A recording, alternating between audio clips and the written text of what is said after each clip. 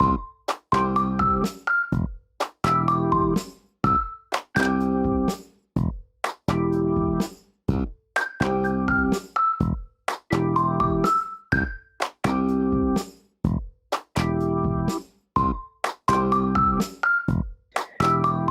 and welcome to another episode of Treasury Talks, where we speak with thought leaders and pioneers in the world of Treasury. I am so grateful to be here with Brent Hobby. Brent has partnered with my team, and it's been quite a long road, ensuring that we are PCI compliant across the entire state. And when we talk about PCI compliance, that's sort of a confusing and not sort of often referenced term.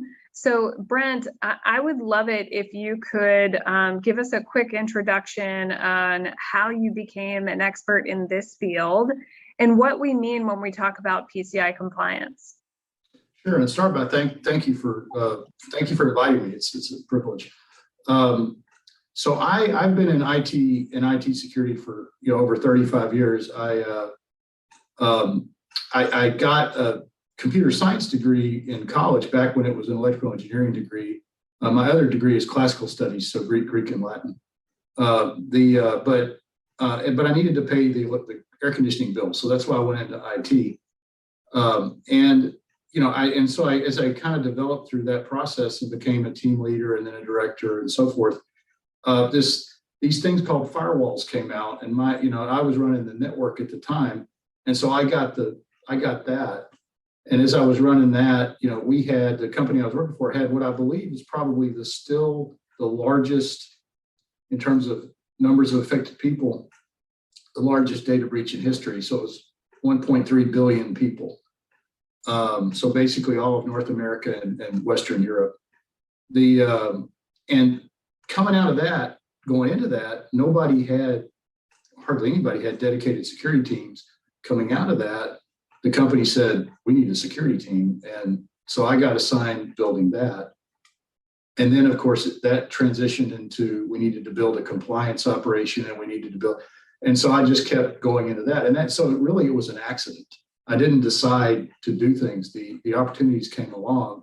And I just happened to be in depending on your point of view, the right or the wrong place at the time that we needed to do it.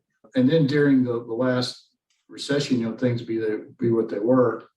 I transitioned to be the chief information security officer for the University of Tennessee system, which was a great opportunity. So that it's multiple campuses and Oak Ridge National Laboratory, where PCI fell under my responsibility.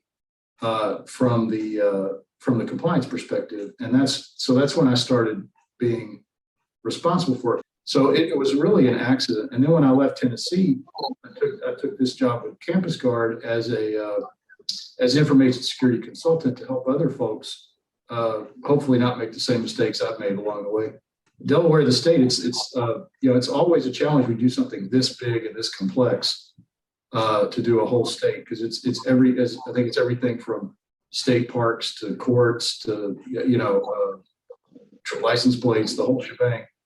So it's been I've learned an awful lot in terms of different components of how, in particular, how the state operates and what you take credit cards for and all the different places that you take credit cards. It's been quite a challenge. The work that you are doing is absolutely vital and extremely important to the entire state. And I think the interesting thing that a lot of people don't know, you sort of touched on, is that we're talking about all of those transactions from courts to tolls and all the way to each and every school district, our universities. When we talk about those transactions and things like that, we've accomplished a lot, but you bring with you a number of experiences and things like that.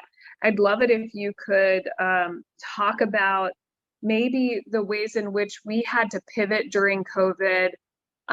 What did we do, and what do you think we have sort of that we need to consider and maybe lay out as we continue to move forward? Yeah, it's a really interesting question. So I'll step back and say, so PCI, Payment Card Industry, is the independent organization that was put together by Visa, MasterCard, Discover, and American Express to create the requirements for folks to be able to accept credit cards. They then contract, so then the bank who wants to issue a Visa contracts with PCI that they will be PCI compliant. The state then gets to the bank and there's a contract between the state and the banks that say we will be PCI compliant. So if you're down at the transaction layer where you're actually accepting a credit card, there's this whole layers and layers of compliance activity that's going on above you. And we at this level are responsible for the individual transactions and how we handle other people's credit cards. It's a privilege to handle other people's money. That's what we're doing. And so we have basically assured the banks and that we will handle people's credit cards the appropriate way. During COVID, for like the first couple of weeks of March of 2020, all of a sudden everything stopped and we tried to figure out how on earth are we going to do all this stuff remotely.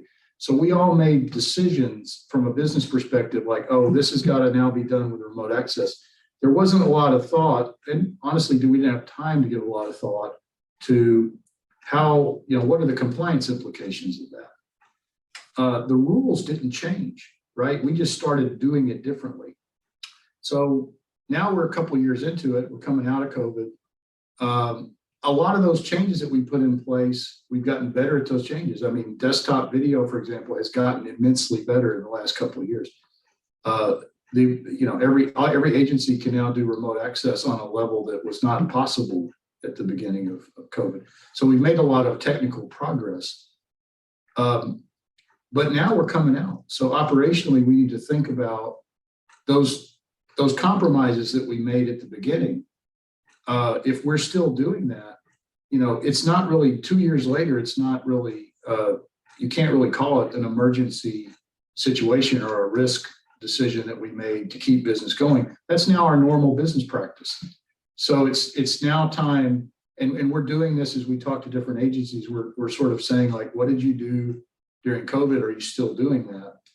To help them think about, all right, how do we update our standard processes and procedures to account for these new changes that have come down the pipe? Or are we not going to do that anymore? I mean, it's a decision that's made from a business perspective. So it's a good question, and everybody's fighting through it right now.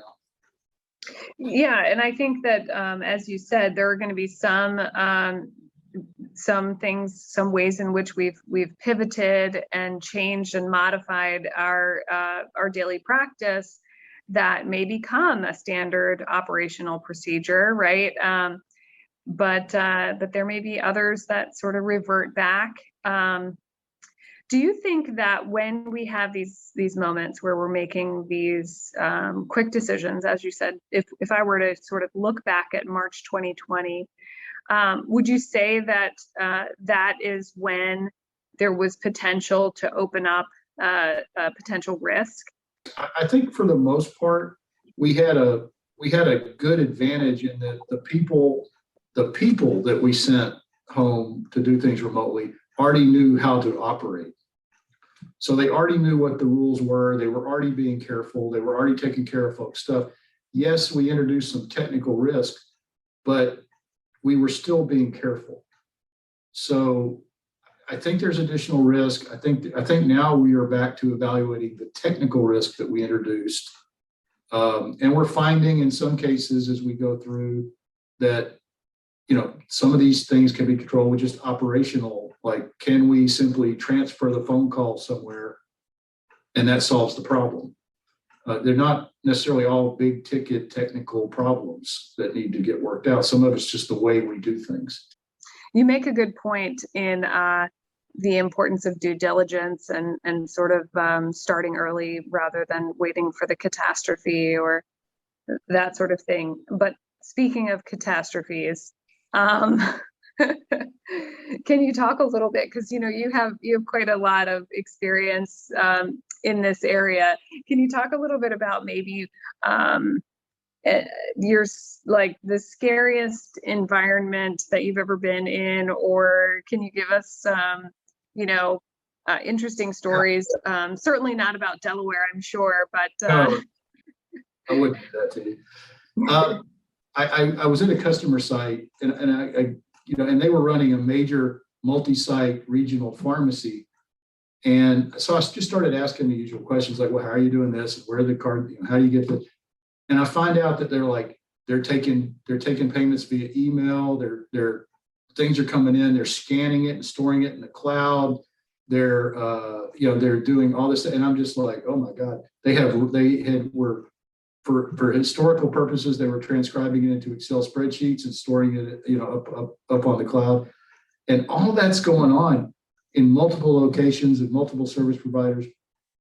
And again, I was like, and nobody thought that was a bad idea, and you can get jaded to it. I think, in terms of like these folks at the pharmacy, they've been doing it so long that, and nothing had ever happened. So they just assumed nothing was ever going to happen. And that's probably that's if you get too complacent in the process, bad things happen. Yeah, well, and I think you're absolutely right. It comes down to, oh, we've always done it this way. It's not an issue until the day that it is an issue, right? And the loss can be so severe. The thing that I find so interesting and really uplifting about this work that you've supported us on, Brent, is that we were able to establish a partnership with you and with my team. We want to do what's right, and I think that is what really shone through in this project all around.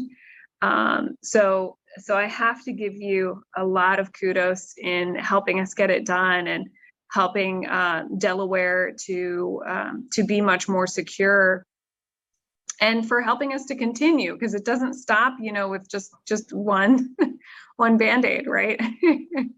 Well, and I have to give credit back to your team. So first of all, thank you for prioritizing, for letting them be successful, for giving them the backing they need to be successful. But Dan, Fia, Paulette, the rest of the team, I couldn't ask for better. I'm just support, right? They're actually doing it. So and we have really tried hard to make sure that when we go out and we interface with the agencies and the departments, they're really scared when we show up. I mean, it's kind of funny, and we have to sort of break through and say, no, we're here to help.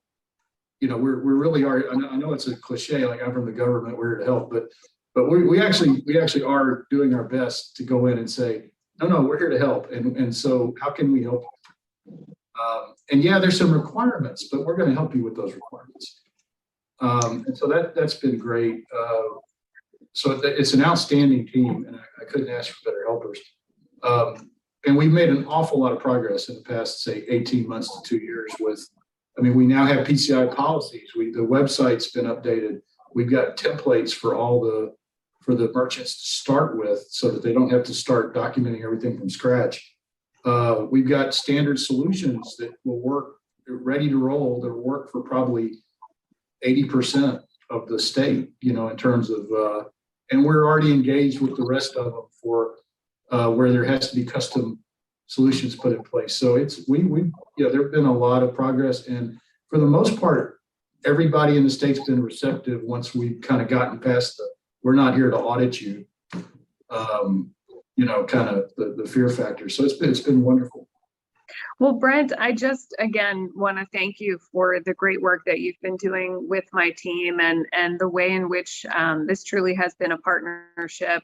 I think that the entire state may not know it, but we are in much, much better standing and continue to be a real, I don't know if you know this, but one of our mottos is we're the Diamond State.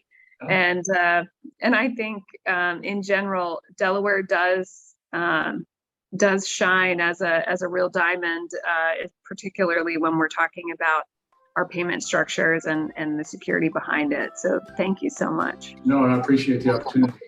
Anything I can do to help. Thank you. You're doing a fantastic job. Thank you.